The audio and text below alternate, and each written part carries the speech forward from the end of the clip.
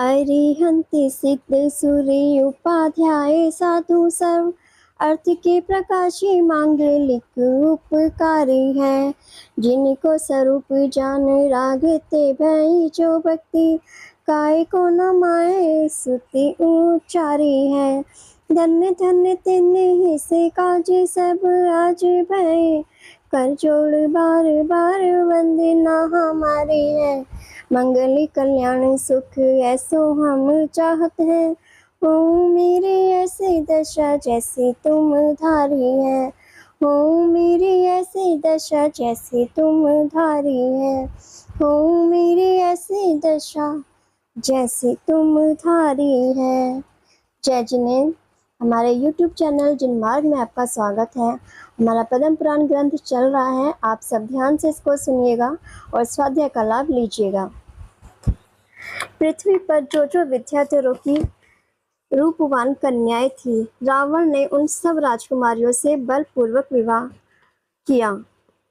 नित्यालोक नगर में राजा नित्यालोक, रानी श्रीदेवी उनकी पुत्री रत्नावली से विवाह कर रावण लंका में आ रहे थे। सुमार्ग में कैलाश पर्वत के ऊपर आए, तब पुष्पक विमान वहां के जिन मंदिरों के प्रभाव से एवं बाली मुनि की तपस्या से आगे चल नहीं सका। विमान रुक गया। कैसा है विमान? मन के वेग समान चंचल है।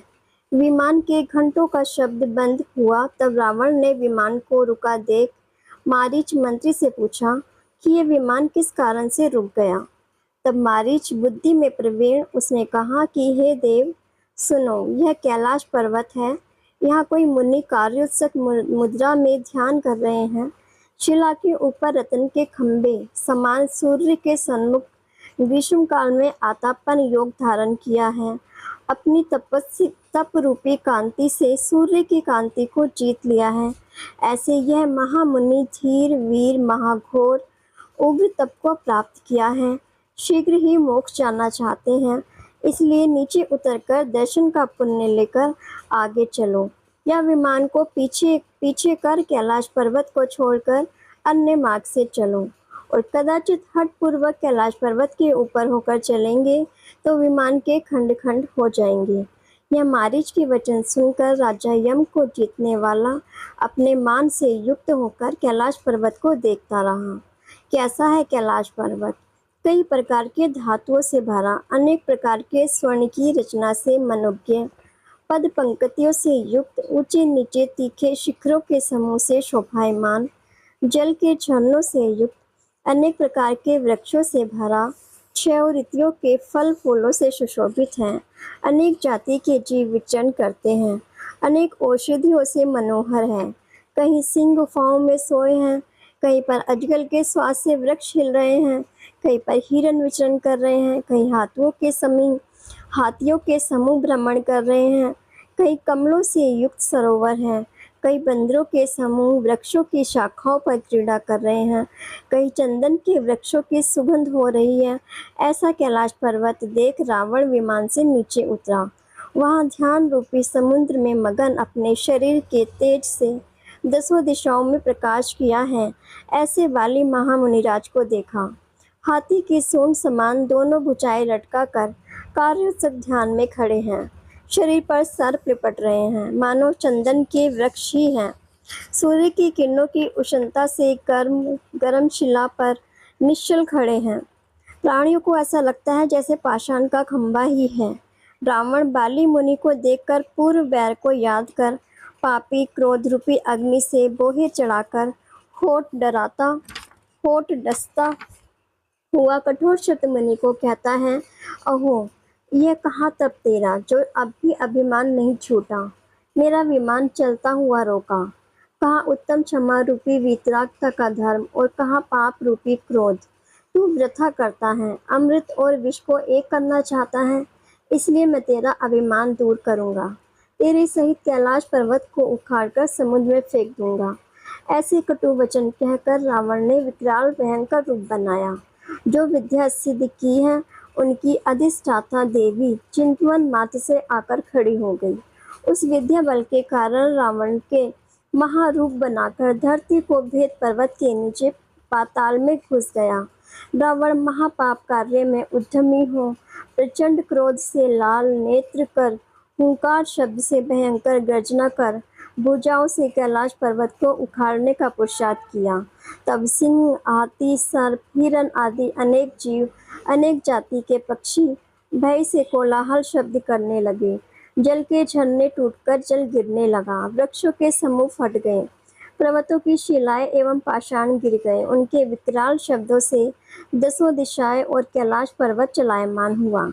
जो देव क्रीड़ा कर रहे थे वे आश्रय को प्राप्त हुए, चारों तरफ देखते रहे। जो अप्सराएं लताओं के मंडप में क्रीड़ा कर रही थी वे लताओं को छोड़ आकाश में गमन कर गईं। भगवान बाली मुनिराज ने रावण का खोटा कार्य जान आप स्वयं धीर, वीर, क्रोध रहित, कुछ भी खेद नहीं माना। जैसे निश्चल खड़े थे वैसे ही खड़े रहे।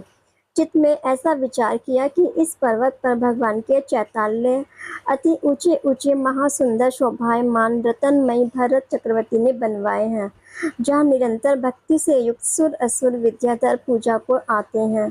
सो इस पर्वत को कंपायमान होने से सभी चैताल्य नष्ट एवं खंडन मंडन न हो जाए और अनेक जीव विचरण करते हैं उनको बाधा न हो एवं चैताल्यों की रक्षा हो, ऐसा विचार कर अपने पैर का अंगूठा हल्का सा दबाया। तब रावण महाभार से युक्त होकर दब गया और विकराल रूप जो विद्या से बनाया था वह भी नष्ट हुआ। महादुख से व्याकुल नेत्रों से रक्त बहने लगा, मुकुट टूट गया, पर्वत दब गया। सो रावण के घुटने एवं जंघा छिल गई। रावण तत्काल पसीने से भीग गया, धरती गीली हो गई। रावण कछुए के समान हो गया, रोने लगा। इसी कारण से पृथ्वी पर रावण कहलाया। पहले अब तक दशानन नाम था, रोने के कारण उसका नाम रावण पड़ गया। इसका अत्यंत दीन शब्द सुनकर इनकी रानियां विलाप करने लगी और मंत्री, सेनापति आदि सब सुबह पहले तो युद्ध करने को तैयार हुए, पीछे मुनि का अतिशय जान सबने आयुध डाल दिए। मुनि के काय बल रिद्धि के प्रभाव से देव दुंदुभी बाजे बजने लगे और कल्प वृक्षों के फूलों की वर्षा हुई। आकाश में देव देवांगना नृत्य करने लगे, गीतों की ध्वनि हुई। तब महामुनि परम दयालु ने अपना अंगूठा ढीला किया। रावण पर्वत के नीचे से निकल बाली मुनिराज के समीप आकर नमस्कार कर क्षमा मांगी और तप का बल जान योगीश्वर की बारंबार स्तुति करता है। हे नाथ, आपने घर में ही यह प्रतिज्ञा की थी कि मैं जिनेंद्र भगवान, मुनींद्र एवं जिनागम को छोड़ अन्य को नमस्कार नहीं करूँगा। यह सब आपकी श्रद्धा का ही फल है। अहो, धन्य है निश्चय आपका, धन्य है तप का बल।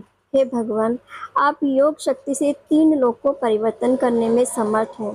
उत्तम क्षमा धर्म के योग से आप परम दयालु हो, किसी पर भी क्रोध नहीं है। हे प्रभु, तप के प्रभाव से मुनिराज को बिना प्रयत्न के ही सब विद्या प्राप्त होती है, ऐसे इंद्र आदि को भी नहीं। धन्य गुण आपके, धन्य रूप आपका, धन्य ज्योति आपकी, धन्य बल आपका, धन्य अद्भुत दीप्ति आपकी, अनुपम शील, अनुपम तप। 3 लोक में अद्भुत परमाणु हैं, उन परमाणुओं से आपका शरीर बना है। जन्म से ही महाबली, सर्वशक्तिमान, युवावस्था में जगत की माया को छोड़कर परम शांति स्वरूप जो अरहंत की दीक्षा वह आपने प्राप्त की।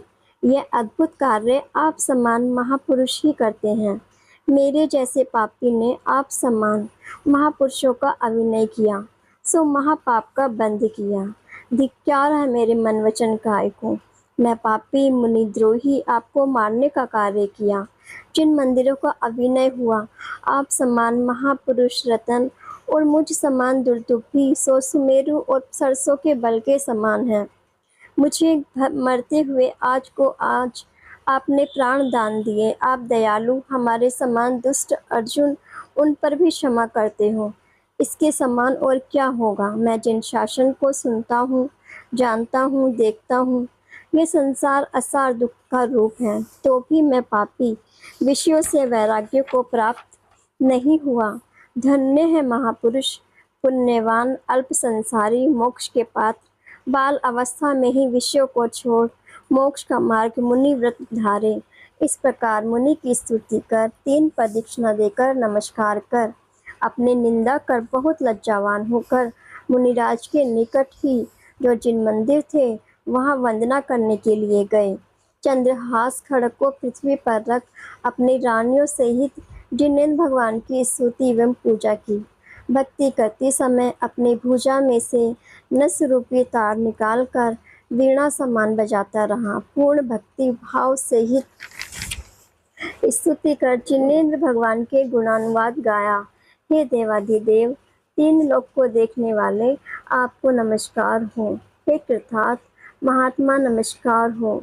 तीन लोक के प्राणियों से पूज्य, मोहनाशक, वचन से अगोचर, संपूर्ण गुणों को धारण करने वाले, माँ ऐश्वर्य के धारी, मोक्ष मार्ग के उपदेशक, पूर्ण सुख को प्राप्त करने वाले, समस्त कुमार्ग से दूर, जीवन के भुक्ति मुक्ति के कारण, महाकल्याण के मूल, सर्व कर्म नाशक, जन्म मरण को दूर करने वाले, सबके गुरु, आपके कोई गुरु नहीं, आप किसी को नमन नहीं करते, सबसे नमस्कार कराने योग्य, आदि अंत रहित परमार्थ के ज्ञाता, आपको केवल बिना अन्य कोई न जान सके, सर्व रागादि दोषों से रहित, द्रव्य अनर्थिक नए से सब नित्य हैं, पर्यार्थिक नए से सब अनित्य हैं, ऐसा कथन करने वाले, अनेकांत जिनेश्वर, सब रूप एक रूप अरूप, जीवों को मुक्ति देने वाले, ऐसे ही प्रभु, आपको हमारा बारंबार नमस्कार हो।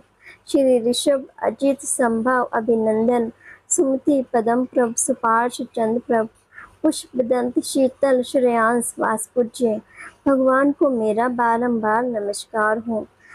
प्राप्त किया है आत्मज्ञान जिन्होंने, ऐसे विमल अनंत धर्म शांतिनाथ भगवान को मेरा नमस्कार हो। निरंतर सुखों के मूल, शांति के कर्ता, श्री कुंत अरय मल्ली मुनि सुव्रत नाथ को मेरा नमस्कार हो, जो महाव्रतों के देने वाले हैं और जो अब आगे होंगे।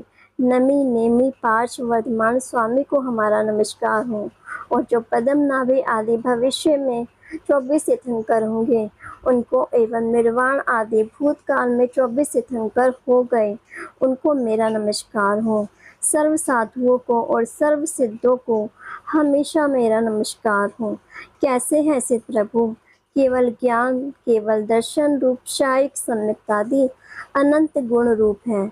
यह पवित्र स्तुति लंका के स्वामी ने की। रावण द्वारा जिनेंद्र भगवान की स्तुति करने से धर्मेंद्र का आसन कंपायमान हुआ। तब अवधि ज्ञान से रावण को स्तुति करते हुए जान हर्ष से नागों के राजा पाताल से शीघ्र ही कैलाश पर्वत पर आए।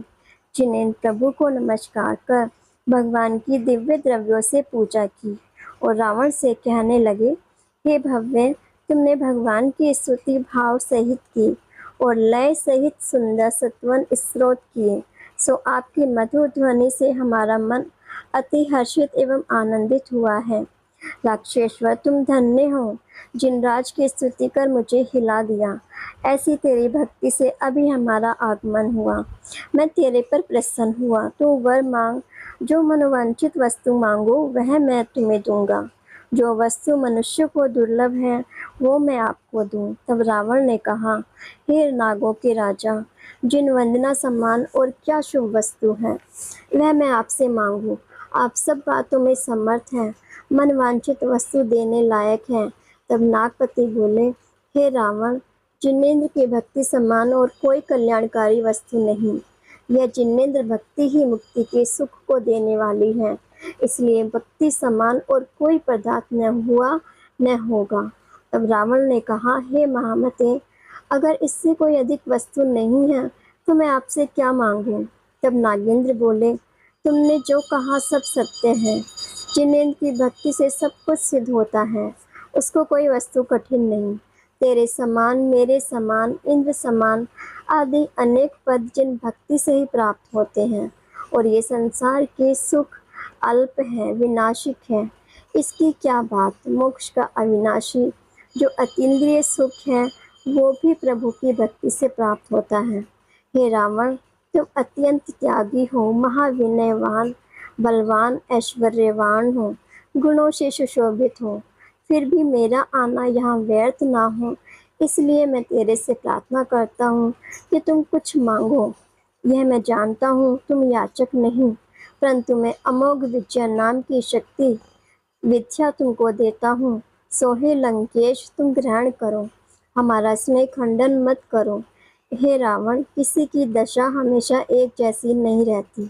संपत्ति के बाद विपत्ति और विपत्ति के बाद संपत्ति होती है। जो कदाचित तुम्हारा मनुष्य शरीर है और तुम पर कभी विपत्ति या संकट आए तो यह शक्ति तेरे शत्रु को नाश करने वाली और तेरी रक्षा करने वाली होगी। मनुष्य की क्या बात, इससे देव भी डरते हैं। यह शक्ति अग्नि ज्वालाओं से मंडित विस्तीर्ण शक्ति को धारण करने वाली है। तब रावण ने धर्मेंद्र की आज्ञा का उल्लंघन करने में असमर्थ होकर शक्ति को ग्रहण किया, क्योंकि किसी से कुछ लेना अत्यंत लघुता है। इसलिए रावण इस बात से प्रसन्न नहीं हुआ। रावण अति उदारचित है। धर्मेंद्र को रावण ने हाथ जोड़ नमस्कार किया। धर्मेंद्र अपने स्थान को गए। रावण एक मास प्रति कैलाश पर्वत पर रहकर भगवान के चैतन्यों की महाभक्ति से पूजा कर और बाली मुनिराज की स्तुति कर अपने स्थान गए। और बाली मुनि गुरु के निकट जाकर प्रायश्चित ले परम सुखी हुए। जैसे विष्णु कुमार मुनि ने मुनियों की रक्षा के लिए बाली का प्रभाव किया और गुरु से प्रायश्चित ले सुखी हुए थे, ऐसे ही बाली मुनि ने चैताल्यों की एवं अनेक जीवों की रक्षा के लिए रावण का पराभव कर आपने कैलाश पर्वत की रक्षा की। फिर गुरु से प्रायश्चित ले हर्षित हुए। चारित्र, गुप्ति, धर्म, अनुप्रेक्षा, सनीति और परिशों को सहकर संवर पूर्वक कर्मों की निर्जरा करते हुए बाली मुनि ने केवल ज्ञान को प्राप्त किया। अष्ट कर्मों से रहित होकर लोक के शिखर अविनाशी स्थान अनुपम मोक्ष सुख को प्राप्त हुए। और रावण ने मन में सोचा कि जो इंद्रियों को जीते उनको मैं जीतने से समर्थ नहीं, इसलिए राजाओं को साधुओं की सेवा करना ही योग्य है। ऐसा जान साधुओं की सेवा में तत्पर हुआ। सम्यक दर्शन सहित जिनेश्वर में दृढ़ है भक्ति जिसकी, काम भोग में ऐतरप यथा योग्य इष्ट सुखों को भोगता रहा। यह बाली मुनिराज का चरित पुण्याधिकारी जीव भावपूर्वक पढ़ते हैं, सुनते हैं, वे कभी भी अपमान को प्राप्त नहीं होते और सूर्य समान प्रकाश को प्राप्त होते हैं एवं सभी शत्रु भी शांत भाव को प्राप्त होते हैं। अब हम जगत के सभी जीव सुखी हो, इसी मंगल भावना के साथ यही विराम लेते हैं। कल हम इससे आगे का स्वाध्याय करेंगे। इससे आगे सुनने के लिए चैनल को सब्सक्राइब करें, लाइक करें और शेयर करें। जय जिनेन्द्र।